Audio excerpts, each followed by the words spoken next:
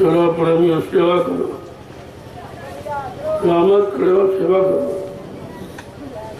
सत्संग सुनते रहो और सेवा करो, ताकि दोनों काम आपके बंधन हो। कानों से सत्संग वचनों को सुनो और शरीर से सेवा करो। ये दोनों लाभ आपके पास। जय गुरुदेव, जय गुरुदेव, जय गुरुदेव, जय गुरुदेव, जय गुरुदेव। जय गुरुदेव। नाम किसका? प्रभु का। जय गुरुदेव। नाम किसका? प्रभु का। जय गुरुदेव। नाम किसका? प्रभु का। प्रभु का प्यारा नाम। जय गुरुदेव।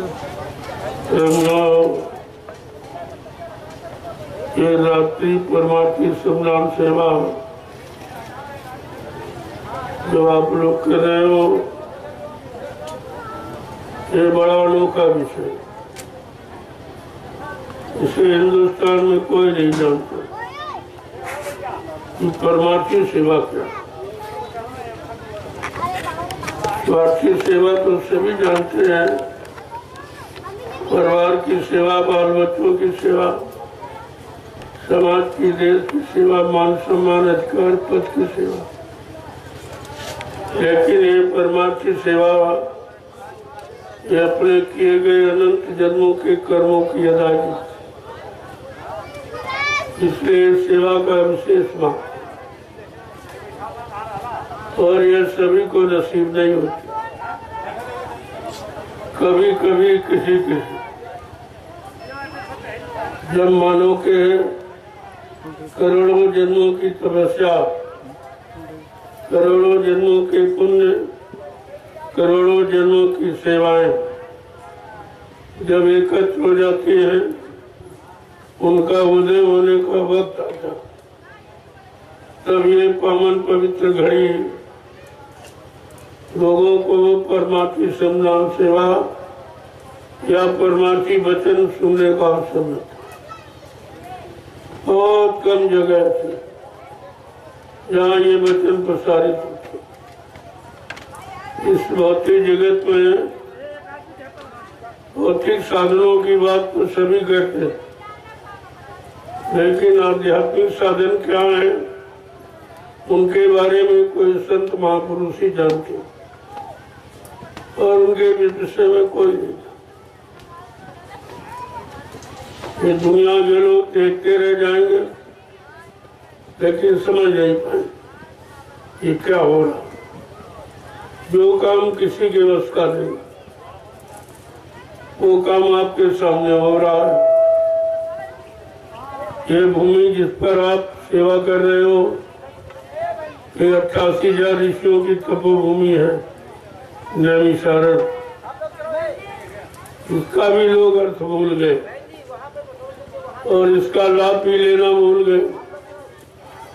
तो ऋषि मुनियों की तपोभूमि का लाभ कैसे लिया जाता, किन किन क्रियाओं और साधनों से लिया जाता।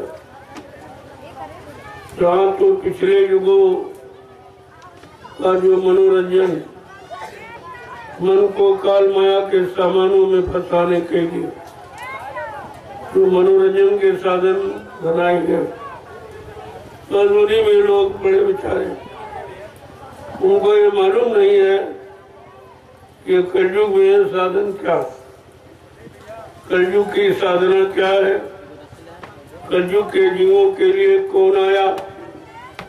क्योंकि अन्य युगों का जो इतिहास है, ऋषि मुनि आए, योगी आए, महर्षि आए, ब्रह्मचारी आए, अवतारी शक्तियां आई, लेकिन कलयुग में संत महापुरुष है।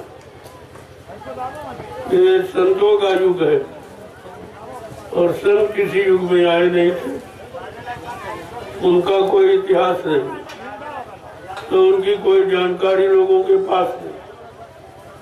तभी तो बेचारे समझ ही नहीं पा रहे ये सब क्या हो रहा। इसकी क्या जरूरत है? अगर रामचरितमानस के उत्तरकांड को पढ़ते तो शायद इस काम पर शंका नहीं हो। जो आज इस भूमि पर ये सेवा हो रही है, इसकी जानकारी आपको मिल जाती। गोस्वामी जी महाराज ने रामचरितमानस के उत्तरकांड में पहले लिख के बता दिया कि इस तपोभूमि का लाभ किसको मिलेगा। न पंडा को, न पुजारी को, न तीर्थ, न व्रत, न हवन, न जप तप यज्ञ, न गंगा स्नान। ये शारीरिक लाभ है, लेकिन आत्मिक लाभ नहीं है। उसके लिए उन्होंने लिखा है, तीर्थ वर नैमिष विख्याता अति पुनीत साधक सुखदाता। ये नैमिषारण तीर्थों का महातीर्थ, ये तीर्थों का राजा है। इस पावन पवित्र भूमि को 88,000 ऋषियों ने तपस्या करके इसे पावन पवित्र बनाया। अब इस भूमि का लाभ मिलेगा किसको? उन्होंने ये भी इशारा करके लिखा, साधक सुखदाता। जब इस तपोभूमि पर किसी संत के साधक आएंगे और नाम की साधना करेंगे, उनको इस तपोभूमि का लाभ मिलेगा। अगर इस रामचरितमानस के उत्तरकांड के यो युक्ति को आप पढ़ रहे थे तो तुम्हारी सारी शंका निकल जाती और तुम पिछले किसी कामों में फंसते नहीं। लेकिन आपने उसको भी नहीं पढ़ा और किसी जानकार संत महापुरुषों से आपने पूछा भी नहीं कि गोस्वामी महाराज ने उत्तरकांड में ये क्यों लिखा, इस भूमि का लाभ किसको मिलेगा और कब मिलेगा। कहते हैं जब कभी किसी संत के साधक इस भूमि पर आएंगे, उनको इस भूमि का लाभ मिलेगा, क्योंकि वो नाम की कमाई करेंगे। वो नाम की कमाई, वो स्वार्थ, लोभ, लालच, मान सम्मान, अधिकार की कमाई नहीं करेंगे, वो प्रभु परमात्मा के नाम की कमाई करेंगे। तो अगर तुम्हारे समझ में यह बात पहले की होती जो गोस्वामी जी महाराज ने रामचरितमानस के उत्तरकांड में लिखा, तो आज आपको इस सेवा में शंका नहीं। और ये भी आप देख रहे हो, ये सैकड़ों वर्षों से पड़ी, कोई ऐसा नहीं आया जो इस भूमि को समझता, इस भूमि की महिमा समझता और इस भूमि को वर जो तपस्या की है इन जंगलों में बैठकर उसकी महिमा को समझता। आज वो चीज आपके सामने आके सिद्ध की जा रही है कि ऋषि मुनियों की तपोभूमि को इसको साफ कराया जा रहा, इसलिए कि आगे इस भूमि पर लाखों लाख लोग आएंगे।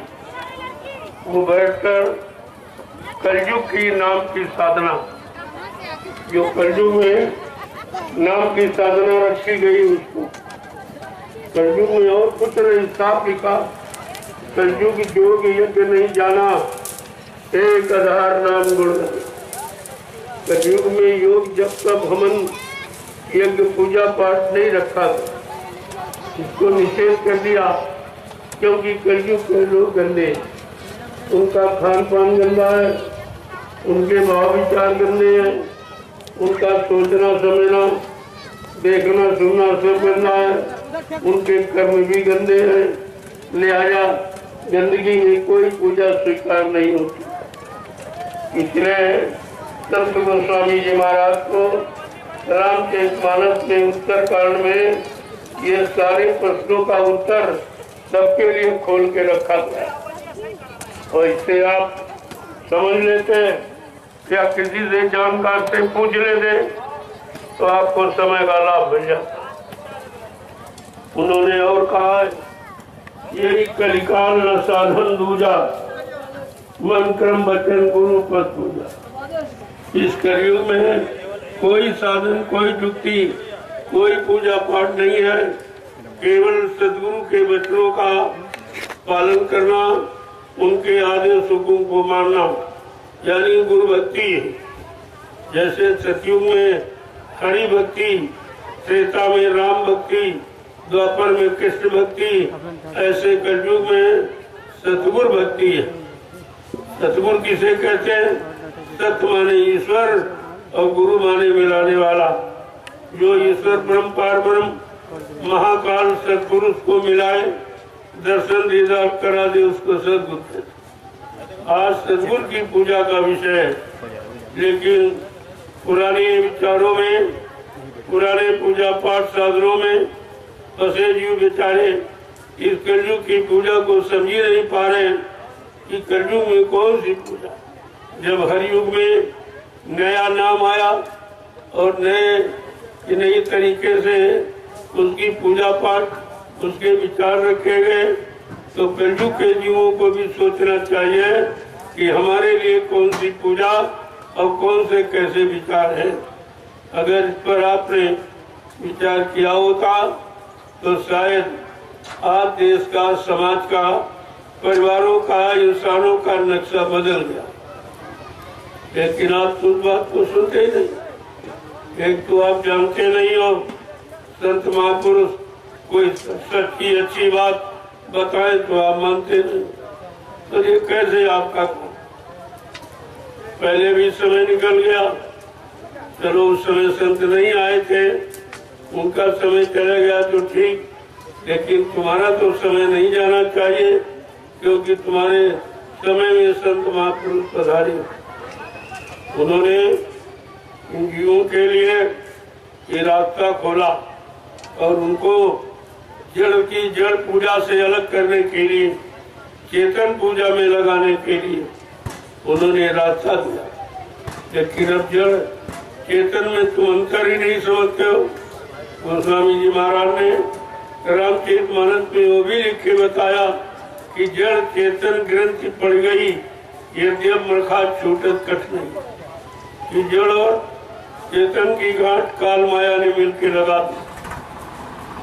यद्यप झूठ है, जीवों को बताने के लिए बनाई उसने, ये झूठ है, लेकिन बगैर संतों की कृपा के आप उस गांठ को खोल नहीं सकते। उस जड़ता से अलग नहीं हो सकते, उस जड़ विधि से आप दूर नहीं जा सकते। लिखा तो सब कुछ है, लेकिन पढ़ने से नहीं।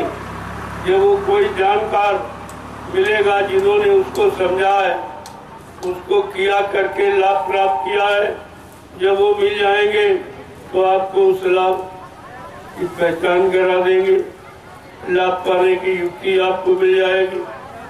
लेकिन जब उनके करीब जाओगे, उनकी शरण में जाओगे, उनके सत्संग वचनों को सुनोगे और सुनकर अपने जीवन में उतारोगे, यानी अमल में लाओगे, तब आपको लाभ मिले। क्योंकि कलयुग का विषय पढ़ने पढ़ाने का नहीं, सुनने सुनाने का नहीं है, वो करने कराने बिल्कुल अलग है। अन्य युगों से एकदम सरल है और अलग है। लेकिन तुमने कभी पढ़ा नहीं है, तुमने कभी सुना नहीं है, संतों की शरण में कभी आप गए नहीं हो, तो तुम्हें क्या मालूम कि संत महापुरुषों ने जीवों पर कैसी दया की है। वो दया करके कितना सरल रास्ता जीवात्मा के कल्याण का, जीवात्मा को जगाने का और परमात्मा से मिलाने का। ये सरल युग की सरल रास्ता किसी युग में नहीं था। और कलयुग में जब आपको अवसर मिला तो आप भ्रमित हो गए, आप समझी नहीं पा रहे हो, आपके कानों में बहरापन, आंखों में अंधापन है, बुद्धि में विवेकहीनता है, तो समझ में कैसे है। एक एक वचनों को जब बड़े गौर ख्याल से सावधानी के बाद सुनोगे तो सब आपकी समझ में आ जाएगा। इसलिए समय की चीज को समय से कहना ये वाजिबी है। नहीं तो जीव कहेंगे कि भाई आप जानते थे तो आपने नया रास्ता बताया क्यों नहीं।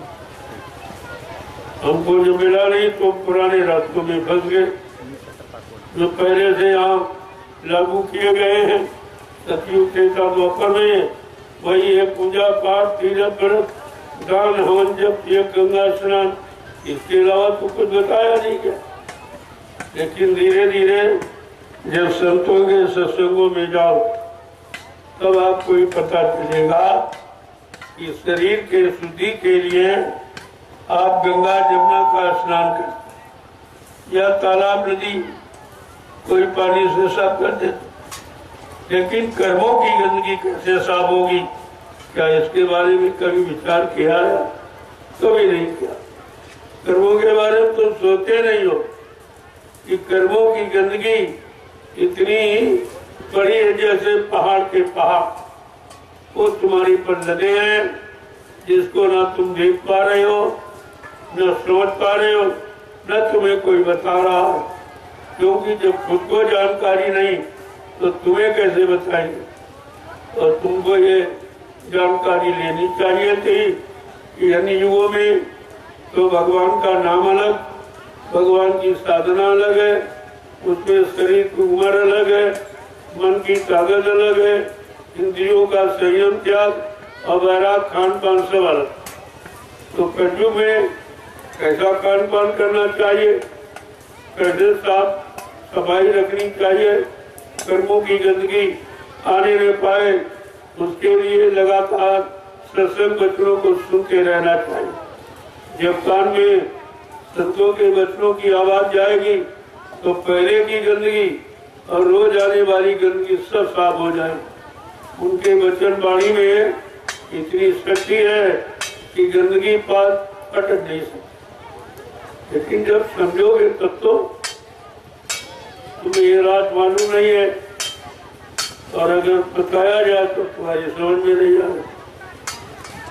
तो सरल होते हुए भी कलयुग का जीव लाभ नहीं प्राप्त कर पा रहा, क्योंकि संतों के करीब ही नहीं आएगा, अपने लाभ इसकी बात सुनेगा ही नहीं, अपनी जीवात्मा के कल्याण की बात को समझेगा नहीं, तो फिर लाभ मिलेगा। अरे भाई शरीर इंद्रियों का तो लाभ आप जानेंगे, तीर्थ करो, व्रत करो, पूजा पाठ हवन जप गंगा स्नान करो, तो इससे क्या मिलेगा? मान मिलेगा, सामान मिलेगा, सम्मान मिलेगा, तो मिलेगा अच्छे। और अगर भजन करोगे तो आत्मा को भगवान, भजन से भगवान मिलता है और पूजा पाठ से सामान मिलता है। दोनों का काम अलग, दोनों का लाभ अलग है। तो पूजा पाठ तो आपने कर ली और सामान मिल गया, राजपाट धन दौलत मान सम्मान पद पत्नी बाल बच्चे ये तो आपको मिल गए, लेकिन भगवान आज तक आपको नहीं मिला। उधर कहा गई कि शरीर परमात्मा की प्राप्ति के लिए मिला है, जो मानव शरीर है वो परमात्मा की प्राप्ति के मिला, वो तो काम का आज तक आपका हुआ नहीं। तो फिर शरीर पाने का मतलब क्या? इस पर कितने लोग विचार कर रहे हैं। जो पढ़े लिखे वो तो बहुत पीछे, वो तो बिल्कुल इधर की तरफ नहीं मुड़ रहे, वो भौतिक जगत में व्यसनों में और भोगों में इतना ज्यादा डूब गए हैं, इतना ज्यादा फंस गए हैं, इधर आने के लिए उनका मन सलाई नहीं देता, वो नहीं इसको समझता है। सभी संतों ने कहा अरे भाई संत मत तो ऐसा बनता है कि पढ़ा लिखा बह जाता है और बिना पढ़ा पड़ जाता, जो कुछ नहीं जानता एकदम सीधा, हर विकारों से, हर व्यसनों से, हर बुराइयों से, हर गंदे खान पान से, हर बुरे कर्मों से बिल्कुल अलग है। वो तो बहुत जल्दी प्राप्त कर लेता परमात्मा को, लेकिन जिनके अंदर नाना प्रकार की गंदगी, नाना प्रकार की आसनाएं, वासनाएं, इच्छाएं, मुरादें, तमन्नाएं और कोई मतलब ये सब भरी पड़ी है, वो बेचारे कैसे पाए। लेकिन ये बात समझ में कब आएगी? जब आप संतों की शरण में जाए, उनका काम है पाए शरण तजो नहीं ताही। जो उनकी शरण में आ जाता है वो कभी उसको बुलाते नहीं, कभी उसको छोड़ते नहीं है। ये उनकी शरण का प्रभाव है। आए शरण तजो नहीं ताही, उनको कभी नहीं छोड़ते। लेकिन शरण में आना कठिन, ये शराबत अति कठिनाई। उनकी शरण में आना ही बड़ा कठिन है, क्योंकि मन साथ देगा नहीं, परिवार समाज साथ देगा नहीं, कोई किसी तरह का सहयोग करेगा नहीं, तो तुम इधर आओगे। अगर आओगे तो नाना प्रकार के विघ्न और बाधाएं खड़ी हो जाती। उधर काल माया को हिदायत है कि किसी जीव को संतों की शरण में जाने मत देना, टिकने मत देना, उनके वचनों को सुनने मत देना, जो वो नाम की कमाई का आदेश देते हैं उसको करने मत देना।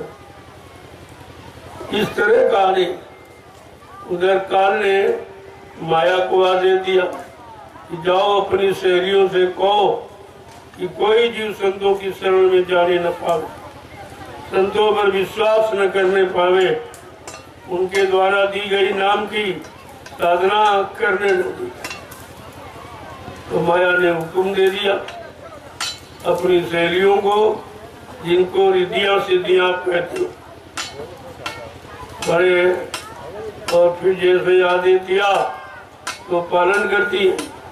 गोस्वामी महाराज लिखते हैं, हर संत मत के प्रेमियों, बहुत होशियारी के साथ नाम की कमाई करना, इसमें बड़ी बाधाएं हैं। उसमें काल माया भी तुम्हारे पीछे पड़ी है। उसने काम क्रोध लोभ मोह अहंकार 5 शत्रुओं का पहरा लगा दिया और उनमें किसी शत्रु से आप जीत नहीं सकते। काम ने तुमको पहले से परास्त करके रखा है और क्रोध भी तुम्हारे पर हावी है, लोभ और मोह वो भी तुम्हें सता रहे हैं, अहंकार तुम्हारे पर पूरा कब्जा किए हुए हैं। ये बताओ तुम कैसे निकलोगे। तो स्वामी जी महाराज ने लिख के रामचरित्र में बताया, ऐ संत मत के प्रेमियों, संत मत की साधना यानी नाम की कमाई बहुत समझ सोच के करना, बड़ी होशियारी के साथ। रिद्धि सिद्धि वो प्रेरे भाई, बुद्ध है लोभ दिखावे आई, कल बल चल कर जाए समीपा, अंचल बार बुझावे दीपा। कहा कि तमाम तरह के प्रपंच लोभ लालच ये सब तुमको दिए जाएंगे। अरे भाई तुम क्यों ये कह रहे हो कि देश छोड़ के चले जाएंगे, हम अपनी जीवात्मा को जगाएंगे, परमात्मा से मिलाएंगे। अरे भाई ये क्यों कहते हो? हमसे जो चाहो राजपाट धन दौलत और मान सम्मान अधिकार हम सब तुमको दे।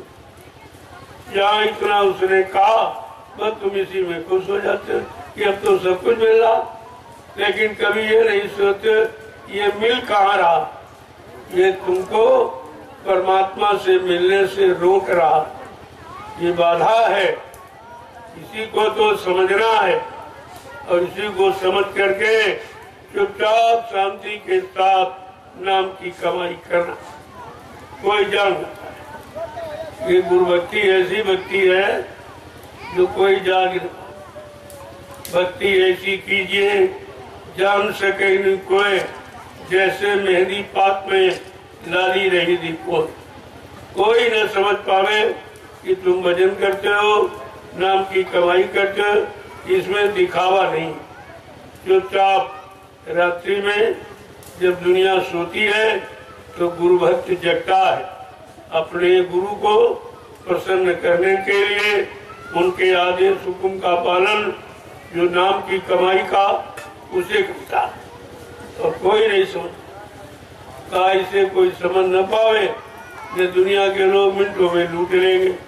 झूठा मान सम्मान और ये नकली सामान ये सब दे करके तुम्हें भ्रमित कर देंगे, तुमको अच्छे सच्चे रास्ते से हटा देंगे। लिहाजा बड़ी भी छिपा कर ये कमाई छिपा के कोई नहीं जानता। समझ जाएंगे तो आपको परेशान करें। ये है गुरु भक्ति, जो दिखावे की नहीं होती। जितनी ज्यादा करोगे अंदर में उतने प्रकट हो जाए, और अंतर में करोगे और अंदर में वो प्रकट होगा। जो चीज तुम्हारी जीवात्मा को चाहिए, जीवात्मा को परमात्मा से मिलने का, वो तो सब अंदर में है। बाहर में या कुछ, बाहर तो काल माया का देश, काल माया के देश में रहने का काल माया ने सामान बनाया, उसी सामान में सब जीवों को फंसा दिया। अब बेचारे फंस गए, कोई काम में फंसा है, कोई क्रोध में फंस गया, कोई लोभ मोह अहंकार में, कोई ईर्ष्या राग द्वेष में, इसी में आप फंसे पड़े हो। इससे कोई पूजा पाठ आपको निकाल नहीं सकता। कितने दिन से आपने पूजा किया, लेकिन काम गया, क्रोध गया, लोभ गया, मोह गया, अहंकार गया, ईर्ष्या राग द्वेष गई। ये पूजा का मतलब क्या? ये तो पूजा सब उसी का सहयोग कर रही है बसने का। लेकिन बात समझ में क्यों नहीं आ रही कि जब तक संतों की शरण में नहीं जाओगे, तब तक ये रात आपकी समझ में नहीं आएगा कि गुरु भक्ति किसे कहते हैं, गुरु भक्ति का मतलब क्या है, गुरु भक्ति कौन सिखाएगा। ये तो समझ में बहुत बातें आए, और वो भी गुरु भक्ति नहीं, सतगुरु भक्ति, ये और अलग विषय। सतगुरु भक्ति का मतलब वो सतगुरु जो परमात्मा से जीवात्मा को मिलाने के लिए आया, तुम्हारे अनंत जन्मों के पापों को खत्म करने आया, उसको सतगुरु कर। वो तो बात आपकी समझ में आई नहीं। कितने दिन से लगातार ये चर्चा आपके कानों में डाली जाए। 12 वर्ष पूरे हो गए, 12 वर्ष की तपस्या ये पूरी।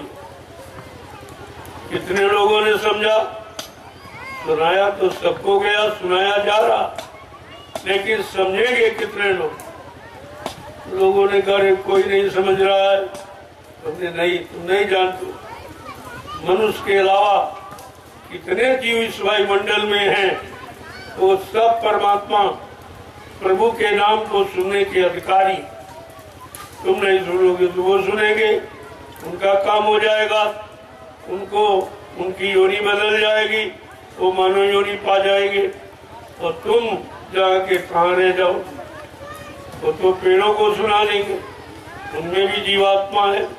इतने और छोटे छोटे, इतने बारीक क्यों है, माइक्रोस्कोप से देखो, एकदम कीड़ों मकोड़ों का जाल सा बिछा, उन सब में जीवात्मा। जिसमें जीवात्मा है वो जिंदा है, जब जीवात्मा नहीं वो मुर्दा है। तो जिंदा मुर्दा की इतनी तो बात है, इतनी पहचान है, लेकिन ये पहचान किसी के दिल दिमाग पे है ही नहीं कि हम जिंदा क्यों। वो समझता है हम जिंदा है झूठ बोलने के लिए, हम जिंदा है यानी लोगों को धोखा देने के लिए, छल कपट करने के लिए, हिंसा करने के लिए, चोरी डकैती कत्ल बलात्कार ये सब करने के लिए। तो आपको तो पता ही नहीं है कि आप जिंदा हो जीवात्मा। जिस दिन जीवात्मा निकल जाएगी ये शरीर मुर्दा है। तो जीवात्मा से तुम्हारा शरीर जिंदा है, चलता फिरता है। तो ये बताओ तुमने उस जीवात्मा के लिए क्या किया? अभी तक तुम्हारे दिमाग में नहीं कि जीवात्मा के लिए आपने किया ही क्या। जो तुमको जिंदा रखे है, जो तुम्हारे शरीर को जो जड़ है उसको चेतन का रूप देकर चलाता फिराता उठाता बैठाता काम करता नजर आ रहा, ऐसी यानी मतलब चेतन शक्ति के लिए आपने आज तक क्या किया? कुछ जानते ही नहीं हो, न कोई जानकार मिला न किसी ने बताया। आज अवसर मिला है तो आपकी समझ में नहीं आ रहा। यही होता है कि लोग चूक जाते हैं। तो कहा अब की चूके तो फिर 84 जाओ। अगर अब की बार आप चूके तो इसलिए ऐसा जागरूक और ऐसा चेतन ज्ञान फिर आपको मिले। इसके बाद समय कौन आएगा जो पिछले युगों की कहानियां सुनाते हैं त्रेता द्वापर की, वो तो तमाम पैसा लेते, सब पैसा सामान सम्मान के चक्कर में है। उनको भी भगवान की जरूरत नहीं और जो सुनते हैं इनको भी भगवान की जरूरत है। भगवान से दोनों अनभिज्ञ हैं, इनको पता नहीं कि भगवान मिलता है। अरे भगवान क्या सामान से मिलता है, क्या रुपए पैसे, कोई दान दक्षिणा, कोई सेवा से मिलता है? कहते नहीं, भगवान मिलता है गुरु के द्वारा। और वो गुरु जिसने अपनी जीवात्मा को जगा लिया हो, परमात्मा से मिला लिया हो, ऐसा गुरु जब मिल जाएगा तो तुम्हारी जीवात्मा को जगा देगा, परमात्मा से मिला देगा। तो आपको भी करने की जरूरत है, कुछ जरूरत ही है फिर जो वो कहे वो करो, फिर अपनी मनमानी मत करो, अपनी बुद्धि मत लगाओ, उनके काम में उनके आदेश हुक्म के पालन। अगर तुमने मानव बुद्धि का प्रयोग किया तो फिर तुम दया से हट जाओ, दया से तुम चला जाओगे। और जैसे दया हटी तो दुर्घटना घटी। दुर्घटना क्या कि मन फिर विकारों में चला जाए। ये मन की खराबी कैसे आई? विकारों के द्वारा। और वही विकार नाम की साधना से कम होते हैं। और जैसे तुम उससे दूर हो गए या भूल गए तो तुम्हारा मन फिर व्यसनों में और बुराइयों में, विकारों में फिर चला जाएगा। फिर इसको निकालना बड़ा मुश्किल होगा। इसी मन से तो सब हारे हैं, और तो आज सबसे जीत जाते हैं। लेकिन अपने मन से कभी जीते हो? मन से कभी जीतना आपने सोचा या सीखा है कि मन से कैसे जीता जाए? मन से जीत कौन कराएगा? इसी पर तो आपको ध्यान देना चाहिए। वो केवल सदगुरु ने बताया है। क्या कहा? बड़ा बैरी है मन घट में, इसी को जीतना कठिना, पढ़ो तुम इसी के पीछे और सभी यत्न तजना। कितना आसान था। गुरु का ध्यान कर प्यारे, बिना इसके नहीं छूटना। अगर काल माया की जड़ता से छुटकारा चाहते हो, जन्म मरण से, आवागमन से, तो फिर गुरु की बात आपको सुनी, उनका ध्यान करो जो तुम्हारा ध्यान 24 घंटे रखते। उनका ध्यान आपको करना चाहिए जो तुम्हारा ध्यान रख रहे। उनको बनाने के लिए तुम जो बिगड़ गए हो, खराब हो गए हो, खराब आदत पड़ गई, खराब कर्म कर रहे हो, उससे आपका छुटकारा दिलाने के लिए जिनका लगातार ध्यान लगा हुआ, ऐसे सदगुरु का ध्यान करो। अगर छुटकारा चाहते तो साफ साफ कह दिया, गुरु का ध्यान कर प्यारे, बिना इसके नहीं छूटना। अगर छुटकारा चाहते हो, आवागमन से रहित होना चाहते हो, जन्म मरण से यानी मतलब छुटकारा चाहते हो, तो सदगुरु का गुरु का जो तुम्हारा ध्यान करता, तुम उसका ध्यान करते हो, तुम्हारा ध्यान रखता, तभी तो काम बनता। अरे एक दूसरे की मुसीबत आपत्ति दूर करने में सहयोग करोगे, ध्यान रखोगे, तो तुम्हारा भी ध्यान वो रखेगा। बड़ी सीधी सादी बात। जिस गुरु का ध्यान तुम करोगे, वो गुरु तुम्हारा ध्यान करेगा। लेकिन ध्यान करेगा जब उसने ध्यान कभी किया हो। जो परमात्मा का ध्यान निरंतर 24 घंटे उसी में लौलीन रहता, वो कभी उधर से हटता नहीं है। वो बातें भी करेगा, तुम्हारे साथ भी रहेगा, तुम्हारे सुनेगा भी, लेकिन तुम जैसे ठीक हो गए वो रास्ता अपनाएगा भी, लेकिन वो सबसे अलग, वो रास्ते में नहीं है। अगर वही रास्ते में बच जाएगा तो भी निकालेगा तुम्हें कैसे? वो निकला हुआ होता, एकदम अलग थलग खड़ा हुआ, केवल तुम्हें निकालने के लिए, तुमको विश्वास दिलाने के लिए, तो तुम्हारे पर यानी मतलब इस तरह की दया हो जाए तो शायद ये काम तुम्हारा जल्दी हो। इसलिए जीवों को चाहिए निरंतर सत्संग का। यही विजय, सर्वोपरि विजय। कौन सी? जिन्होंने मार मन डाला उन्हीं को सूरमा कर, जिन्होंने अपने मन को मार दिया, यानी मन से काम, क्रोध, लोभ, मोह, अहंकार, ईर्ष्या, राग, द्वेष को हटा दिया, समाप्त कर दिया। चला वो सबके अंदर से काम, क्रोध, लोभ, मोह हटा सकता है, तुमको उससे अलग कर सकता है। लेकिन जो प्रेम भगा है वो कैसे निकालेगा? और तुम कैसे जानो कि फंसा की अलग है? तुम करीब में जाओगे और तुम्हारे फंसाव को अलग कर देगा तो तुम समझ जाओगे खुद ही कि नहीं नहीं, हमारा काम यहाँ से हो सकता, यहाँ विकार नहीं है, यहाँ दोष नहीं है, यहाँ निर्मलता है, यहाँ चरित्रता है, यहाँ पवित्रता। तब आपकी समझ में आ गया ये दूर है कि आप कैसे, इतनी तो आपकी दिव्य दृष्टि खुली नहीं है कि दूर से तुम पहचान लो। इसके लिए पहले नजदीक में जाया, धीरे धीरे धीरे जब समझ जाते हैं तो बढ़ जाते। चलो भाई, हमारा काम हो गया, अब आदेश हो गया, हम दूसरों का काम। इसी तरीके से जीवों को आदेश होता रहता है और वो भी यानी सेवा करते रहते बराबर। तो आपको ये सब इसीलिए तो सिखाया जा रहा कि परमार्थी संधान सेवा। और आप देखो कि दिन में नहीं करते, या रात में प्रेमी कर रहे। क्या ये अनोखा काम नहीं है? ये समय का चमत्कार नहीं है? इस समय की शक्ति का ये की पहचान नहीं है? तुम दिन में नहीं करा सकते हो, किसी से पैसा देके नहीं करा सकते हो। ये निस्वार्थ भाव से ये सेवा कर रहे हैं रात में। उनको किसी का भय नहीं है, कोई कीड़ा है, कोई मकोड़ा है, कोई सांप बिच्छू गुजर है, कुछ नहीं।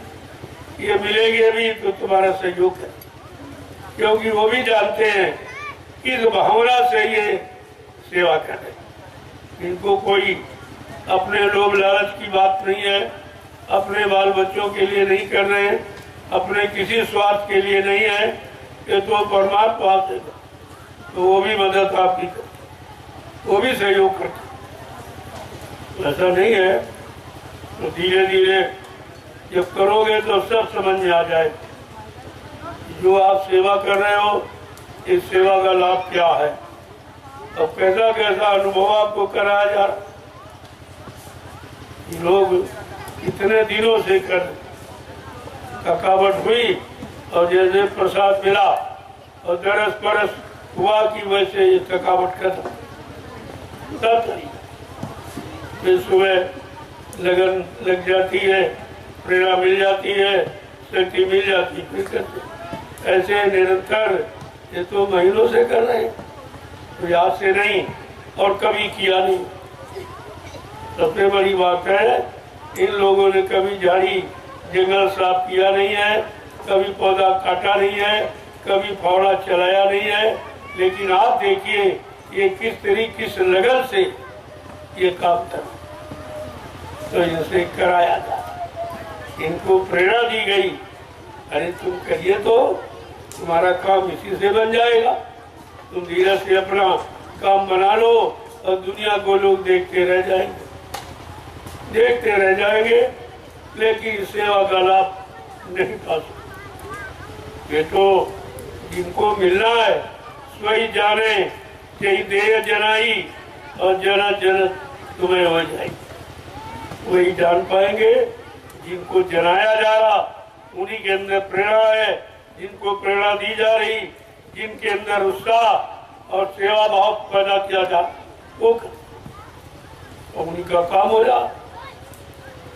तो दुनिया के लोग क्या जानते भाई, गुरु भक्ति का विषय बड़ा कठिन। गुरु भक्ति राम ने की, आज दुनिया में उनकी पूजा हो रही। गुरु भक्ति कृष्ण ने की, तो उनकी पूजा हो रही। यहाँ तो गुरु भक्तों की पूजा, और तुम्हें तो सतगुरु भक्ति करने का आदेश मिला है। जब गुरु भक्तों की इतनी पूजा, तो तुम सतगुरु भक्त हो, तुम्हारी कैसे पूजा हो? लेकिन कर्म तो करो, कर्म करो, ये सब तुम्हारे पीछे पीछे हो जाए। देखते जाइए आप कैसे समय की तैयारी की जा रही। उस समय का नाम है सतयुग आगमन। ये सतयुग आगमन की तैयारियां हैं। सतयुग कैसे आएगा? सतयुग में लोग इसी तरह के होंगे कि निस्वार्थ सेवा भाव हो। आज समाज में निस्वार्थ भाव आ जाए तो देश में तरक्की हो जाएगी। निस्वार्थ बात किसी को नहीं। पद दे दो, कुर्सी दे दो, कभी नहीं कर रहे। तो बिना यानी स्वार्थ के ये कैसे करें? जब कितना बड़ा स्वार्थ, कितनी बड़ी बड़ी तनख्वाहें मिल रही, कितना बड़ा सम्मान मिल रहा, पद मिल रहा, ये तब नहीं काम कर रहे हैं, तो ये निस्वार्थ भाव से कैसे काम करें? आज आपके सामने निस्वार्थ भक्ति का ये पाठ पढ़ाया नहीं, सिखाया जा रहा। लोग सीख रहे हैं। ये अगर इनको देश का काम दे दिया जाए तो कितनी देर लगेगी? वो तो लोग दिन में नहीं काम कर रहे हैं, ये रात में कर रहे हैं। इनको लाखों रुपए तनख्वाह मिलती है, मान और सम्मान अधिकार सब, और चोरी चमारी और सब करते हैं, फिर भी काम नहीं करते हैं। और इनको देखिए, ये रात में निस्वार्थ सेवा करते, कोई तनख्वाह नहीं, कोई मान सम्मान की भावना किसी तरह की। ये है सतयुग की तैयारी, ये सतयुग लाने की भूमिका। इस सतयुग में ऐसे ही लोग सेवा करें।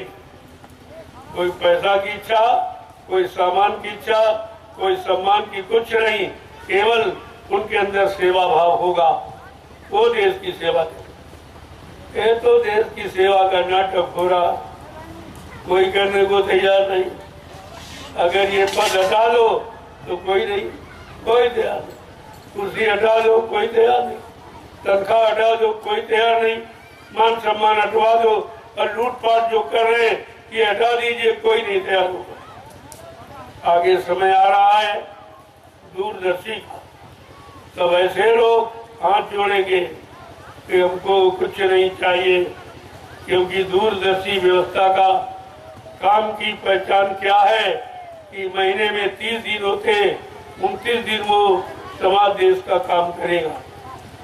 अगर पास में है तो पैदल, दूर थोड़ा है तो साइकिल, ये बंगला और जीप कार मोटर और हवाई जहाज ये नहीं मिलेंगे, ये नहीं होंगे। तो कहा तुम लोग ऐसे हाथ जोड़ते हैं, तुम पूरा हाथ जोड़ के कहोगे कि महाराज हमको कुछ नहीं चाहिए, क्योंकि तुमको सेवा नहीं चाहिए, तुमको स्वार्थ चाहिए, तुमको लोभ लालच चाहिए, तुमको मान सम्मान अधिकार चाहिए, तुमको सेवा नहीं चाहिए। अब धीरे धीरे तुम्हारे सामने सब माहौल है, उनका भी देख लो। इनको चंदा नोट सभी देते हो, महंगाई झेलते हो, बेरोजगारी सहते हो, टैक्स देते हो, जीएसटी भरते हो, लेकिन काम के नाम सब कुछ देने के बाद भी काम नहीं करते।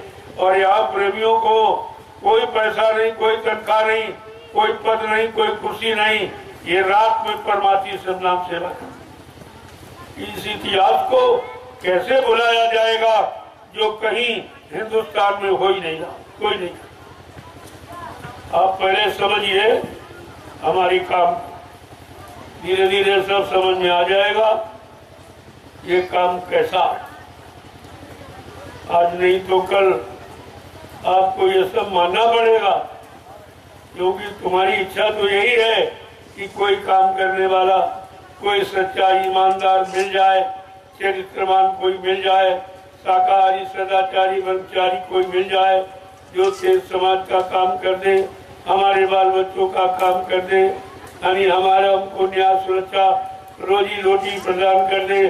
चाहते तो अब यही हो, लेकिन कोई नहीं कर रहा। सब कुछ देने के बाद भी कोई नहीं कर। सारी चर्चाएं चल रही, लेकिन ये चर्चा कोई नहीं कर रहा कि हमको काम की जरूरत। अगर तुम्हारे अंदर सेवा भाव है तो हिंदुस्तान के किसी कोने से शुरू कर दो सेवा। देश तो तुम्हारा है, काम तुम्हारा है, भाव तुम्हारे अंदर है, सेवा भाव कहीं से शुरू कर दो। लेकिन नहीं, अगर उस क्षेत्र में सांसद नहीं बन पाएंगे और मतलब यानी विधायक नहीं बन पाए तो काम नहीं। तो ये तो पहले ही तुम्हारा स्वाद झलक रहा। तुम यहाँ बनने के लिए आए हो कि समाज देश को रास्ता बनाने के लिए आए, उनको लाभ देने के लिए आए हो कि तुम पहले अपना लाभ लेने के लिए आए हो? कोई नहीं सोच रहा, किसी का विचार इस पर नहीं है। आगे दूरदर्शी का समय आ रहा, ये सब जो कहा जा रहा या पहले कहा बाबा जी ने, वो सब आपको करके दिखा दिया जाएगा। तब आपकी समझ में आ जाएगा कि स्वार्थ युग और धर्म युग किसे कहते। अभी धर्म युग नहीं है, धर्म की तो ये परिभाषा नहीं जानते। ये लोभ लालच मान सम्मान को ही धर्म कहते, जबकि धर्म इससे बहुत दूर। इस गंदगी से धर्म एकदम परे, उसमें किसी तरह की कोई गंदगी। धीरे धीरे ये सब माहौल आपके सामने बनता जा रहा। आप देखते जाइए कि आज हिंदुस्तान में नैमिषारण जो 88,000 ऋषियों की तपोभूमि, वहीं पर ये काम क्यों शुरू हो। इतना बड़ा हिंदुस्तान, इतनी जमीनें हैं, इतने जंगल पहाड़ हैं, लेकिन वहाँ क्यों नहीं हो रहा, यहाँ क्यों हो रहा? क्योंकि इस भूमि पर 88,000 ऋषियों ने तपस्या। ऐसी विश्व में कोई भूमि नहीं जहाँ पर 88,000 ऋषियों ने मिलकर तपस्या की। ये नैमिषारण पावन पवित्र भूमि है, इसलिए आज सतयुग लाने का जो डंका पीटा गया, उसके लिए इस जमीन का चुनाव किया गया। अभी आप क्या समझो, सब क्या हो रहा? जंगल क्यों साफ कराए जा रहे? जंगल में क्या होगा? कहा मंगल होगा, कल मंगल क्या होगा कि जनता का मंगलाचरण होगा, उसके सारे काम सिद्ध हो जाएंगे। लेकिन कब?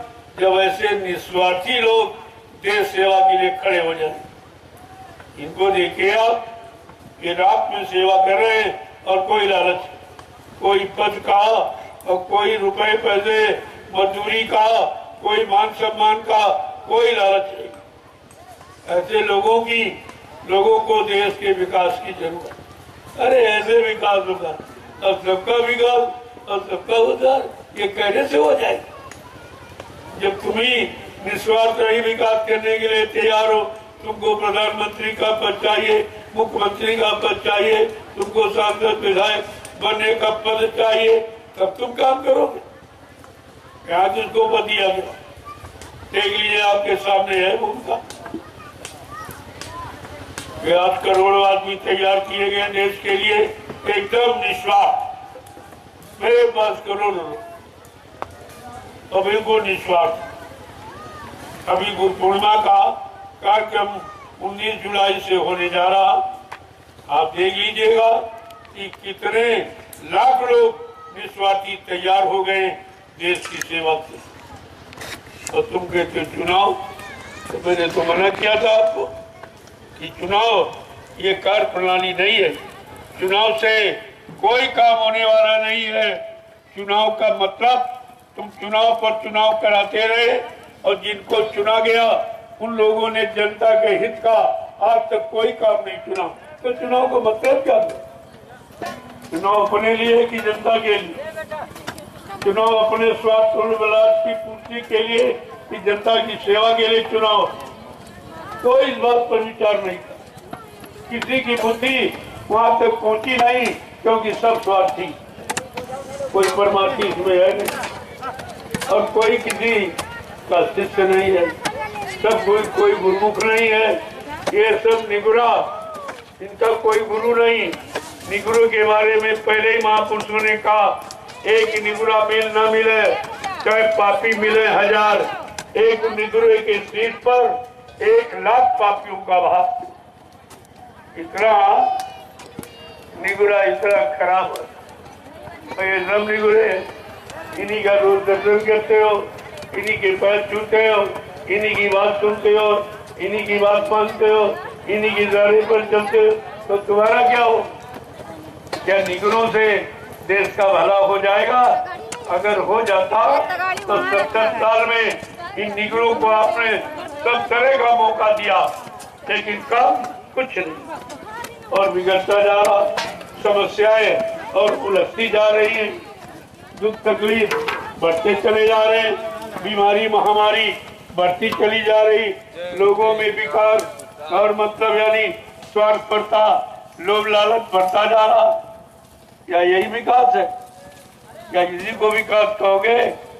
जो सबका विकास और सबका उद्धार समझते हो, जो कहते हैं तुम्हारा झूठ है कहना, तुम अपना नहीं विकास कर पाए, इसी के बराबर अपने मन को नहीं सुधार पाए, अपने मन को मान सम्मान की गंदगी से अलग नहीं कर पाए हो, तो तुम देश का विकास क्या करोगे? पहले अपना विकास सोचो, अपने मन का विकास, अपनी बुद्धि चित्त का विकास, अपनी आत्मा का, तब तुम विकास की बात करो। तुम्हें ये पता ही नहीं है कि विकास शब्द कितना बृहद है। थोड़ा सा इधर उधर पढ़ लिया और सुन लिया और बकने लगे, अरे ये शब्द संत महापुरुषों का है, विकास वो करते हैं, तुम तो विकास नहीं विनाश कर रहे हो।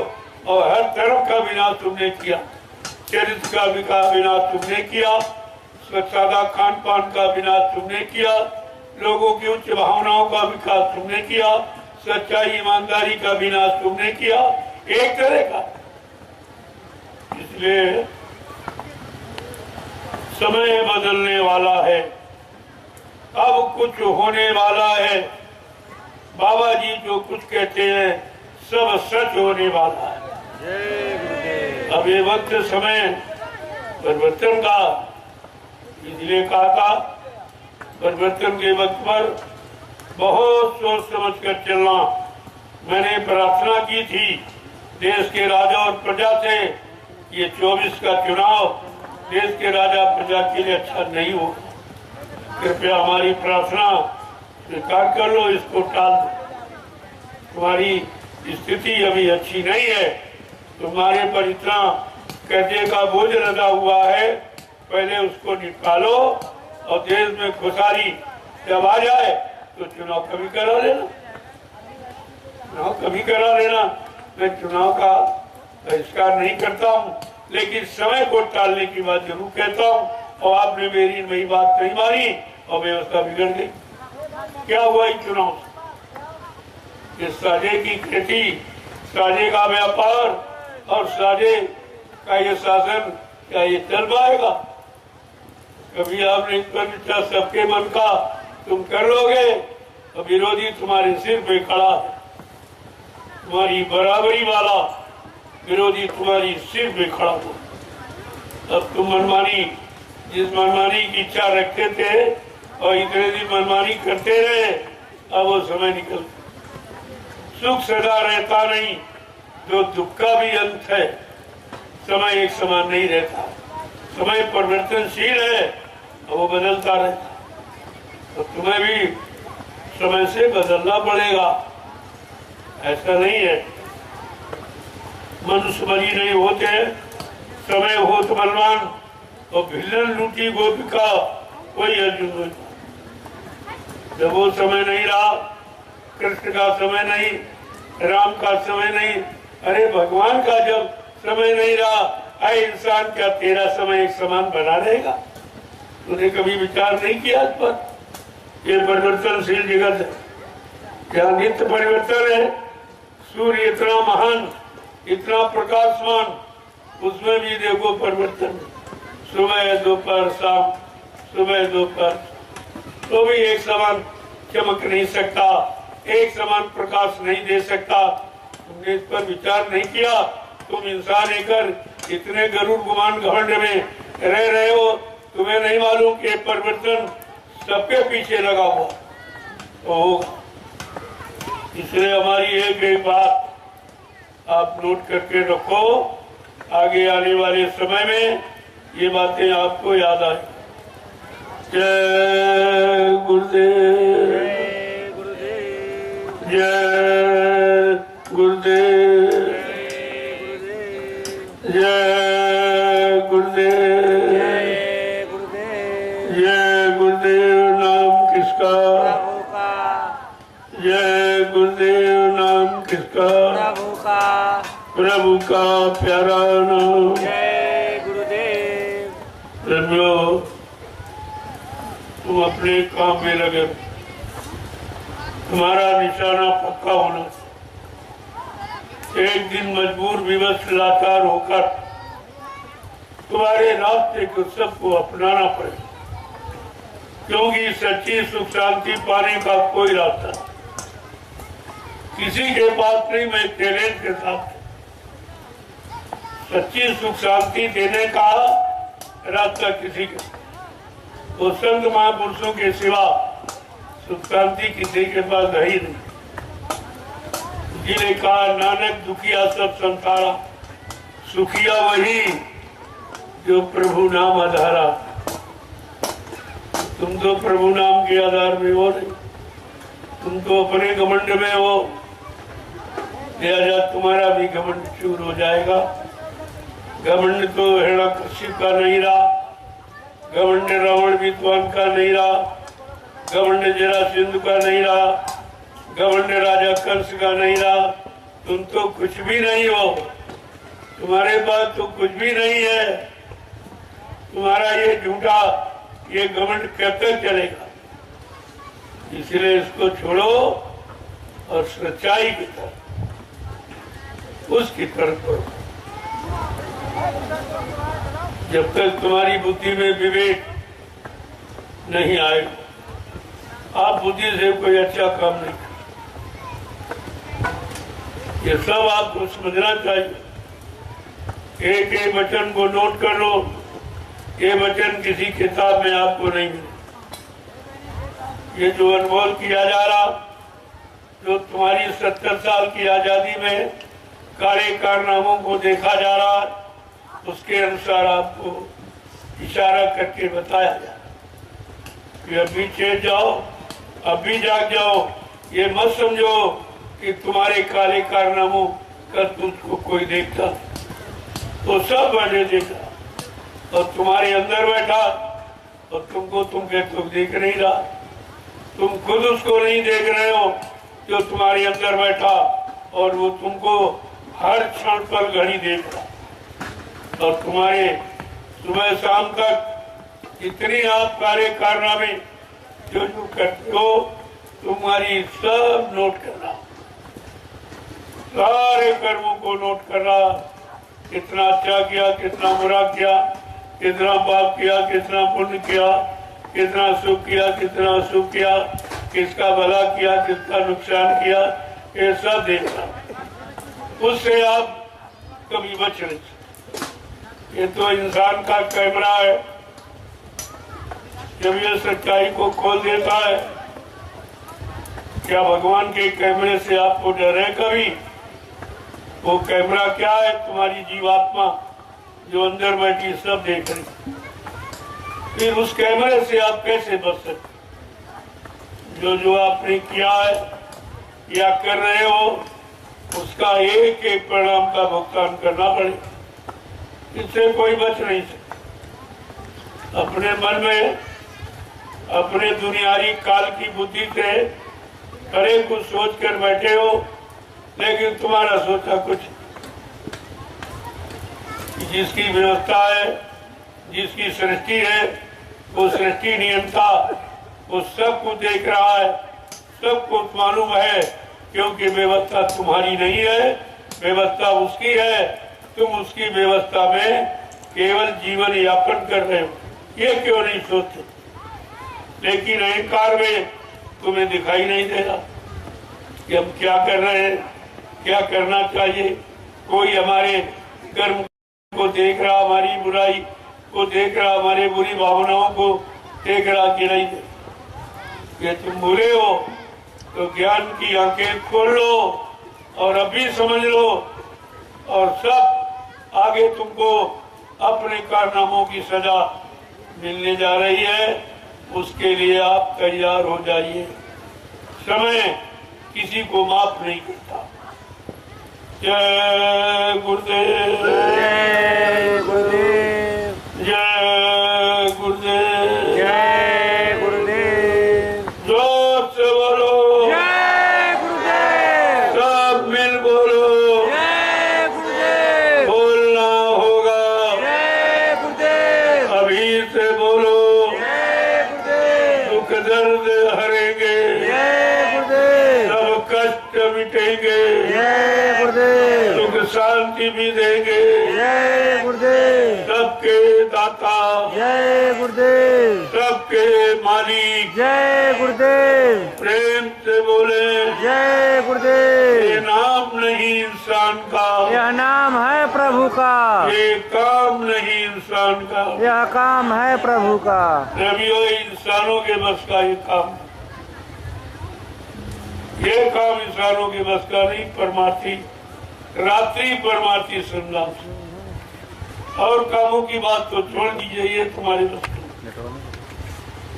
जब इस तरह से शारीरिक श्रम और ईमानदारी जब चली गई, तब देश का नक्शा जो खराब हो गया इसी के कारण। केवल दो चीजें आ जाए, ईमानदारी अगर लोगों में आ जाए और परिश्रम करना लोग सीख जाए तो दुनिया में किसी चीज की कमी नहीं। आज कोई परिश्रम नहीं करना, अल्लाह सच्चा से तो आएगा। कोई ईमानदारी से अपनी बड़ी जगह काम करना नहीं चाहता तो देश का विकास कैसे हो? विकास क्या झूठ बोलने से, धोखा देने से, कल कमर करने से, अपना स्वार्थ लोभ लालच हल करने से क्या विकास होता? अरे कुछ तो सोचो, विचारो। परमात्मा ने बुद्धि दी है तो उसने बुद्धि के लिए कुछ काम भी दिया। क्या आप उस पर कभी विचार करते हो? ये मैं मानव बुद्धि परमात्मा ने किस लिए दी, किस काम के लिए दी है? अगर इसी पर विचार करते तो अब तक ये बुद्धियों का काम हो गया, बुद्धिमानों का काम हो गया होता, पढ़े लिखे नौजवानों का काम हो गया होता। अगर बुद्धि का परीक्षण ये लोग समझ लेते तो। लेकिन कोई नहीं कह रहा, न कोई महात्मा कह रहा, न कोई नेता कह रहा। सब अपने मतलब, अपने स्वार्थ की बात। नेता धन यानी आपको चंदा नोट बोट की बात कर रहा और महात्मा रोटी रोटी लगोटी दान दक्षिणा की बात कर रहा। कोई समाज के विकास की, कोई लोगों के विकास की, कोई लोगों को सुख शांति दिलाने की लोग के कोई बात नहीं कर रहा। तो विकास होगा तो तुम कह रहे हो क्या ये विकास में आता? अरे विकास की परिभाषा तो पहले पढ़ो कि विकास कहते हैं किसे। इस स्वार्थपरता, स्वार्थ नीति, लोभ लालच, मान सम्मान अधिकार, क्या इसको विकास कहते? और यही तुम कर रहे हो।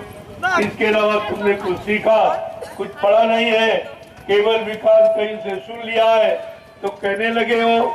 तो तुम्हारी बुद्धि में विकास नहीं, विवेक में विकास नहीं, चरित्र में विकास नहीं, खान पान में विकास नहीं, तुम्हारी सोच में देखना सुनना उठना बैठना बोलना चलना करना कराना किसी में विकास नहीं है। तो तुम विकास की बात करते ही क्यों? पहले महात्माओं की जाके पढ़ो विकास की। भगवान भी गुरु के आप पढ़ने गए तो भगवान से भी पढ़े, अपने आप विकास की बात करने लगे और करते करते देश को विनाश के कगार पे लाके खड़ा कर दिया। यही तुम्हारा विकास है, यही तुम्हारा सुधार है। अरे कुछ तो सोचो, ये कर क्या रहे हो, कितने दिन करोगे? आखिरकार जीवन की एक सीमा है, जीवन समाप्त होने वाला है। इसके बाद मालूम है नरकों की योनियों में चले जाओगे। सबसे अगर राज मिला है, राजा बने हो, तो किसी जन्म की तपस्या का फल है। यहाँ भी 1-2 दिन सेवा चलेगा। लेकिन सबसे राज मिलता है और राज का दुरुपयोग करोगे, निजी भोग करोगे, तो नरक में चले जाओगे। फिर हजारों जन्म नरकों में आपको मार खानी पड़ेगी। बड़े बड़े राजे महाराजे बादशाह, बड़े अहंकारी समाज भी नरकों में पड़े, जब राजा की जूतियों की मार खा रहे, उनको कोई बचाने वाला नहीं है। विचार कीजिए आप, महात्माओं के देश में पैदा हुए हो तो जरा कुछ विचार करो। अरे अपने लिए करो, जो मौका मिला है तो सबके लिए करो। केवल अपने लिए खाना पहनना, अपना ऐशो आराम, अपने भोगों की जिंदगी बिताना, ये मानवता इंसानियत नहीं है, ये विकास के अंतर्गत नहीं आता।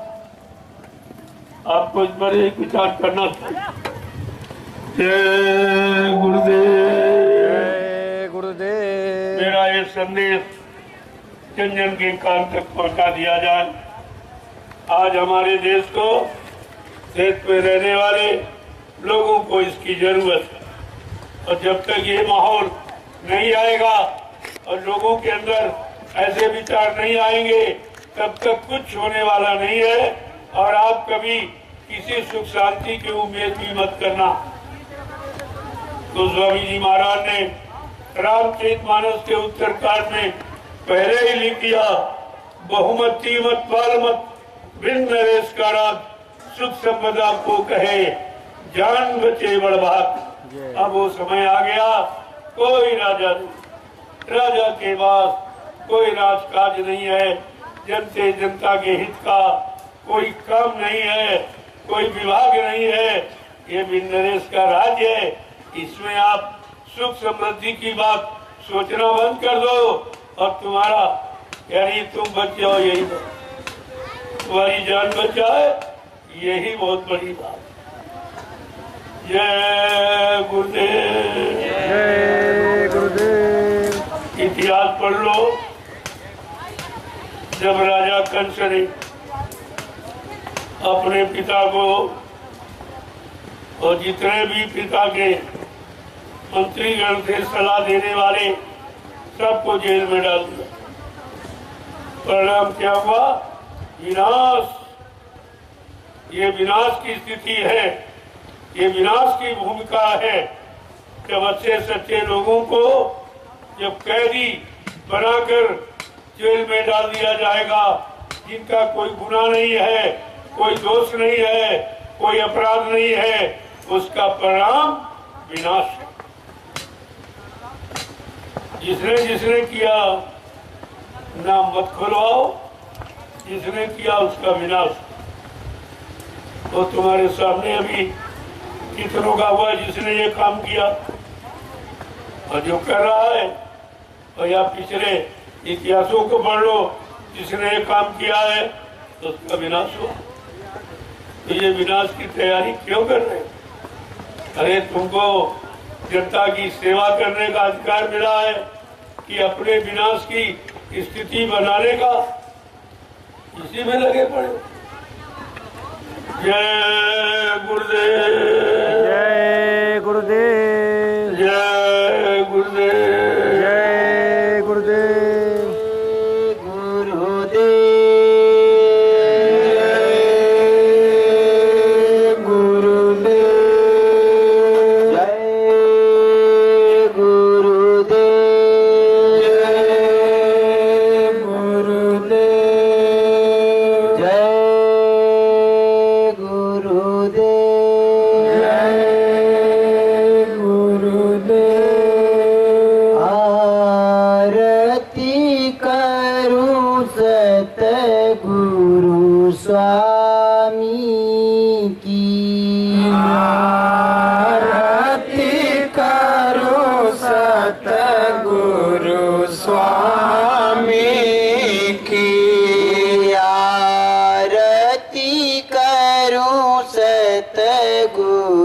स्वामी की आरती स्वामी की।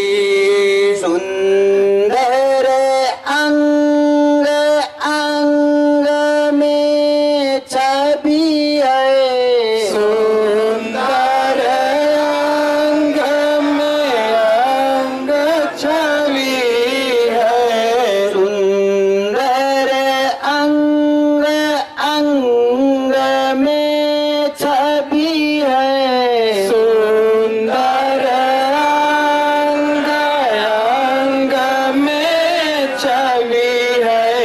दाढ़ी लगती बहुत नीकी, दाढ़ी लगती बहु नीकी। आरती करूं सतगुरु स्वामी की, आरती करूं सतगुरु स्वामी की। सुंदर रूप मेरे स्वामी का, सुंदर रूप मेरे स्वामी का, सुंदर रूप मेरे गुरुवर का, सुंदर रूप मेरे गुरुवर का। लागत चश्मा फीकी, लागत चश्मा फीकी। आरती करूं सतगुरु स्वामी की, आरती करूं सतगुरु स्वामी की। लागती चंद्रमा फीकी, लागत चंद्रमा फीकी। आरती करूं सतगुरु स्वामी की, आरती करूं सतगुरु स्वामी की। अचरा सोए चश्मा सोए, अचरा सोए चश्मा सोए। अमर कर धनी की, कमर कर धनी की। आरती करूं सतगुरु स्वामी की, आरती करूं सतगुरु स्वामी की। करें आरती सब प्रेमी मिली, करें आरती सब प्रेमी मिली। गुरु से लगाए प्रीति, गुरु से लगाए प्रीति। आरती करूं सतगुरु स्वामी की, आरती करूं सतगुरु स्वामी की। आरती करूं जय गुरुदेव स्वामी की, आरती करूं जय गुरुदेव स्वामी की। जय गुरुदेव,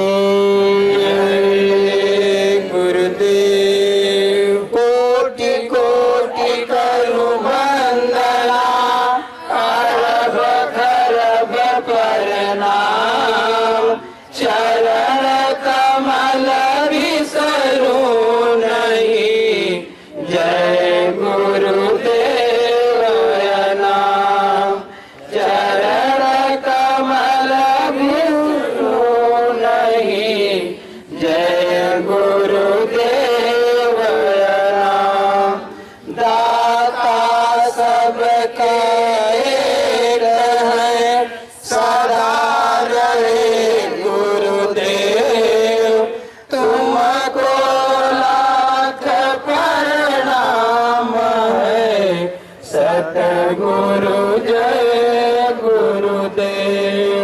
हाँ तुमको लाख प्रणाम है। सतगुरु जय गुरुदेव।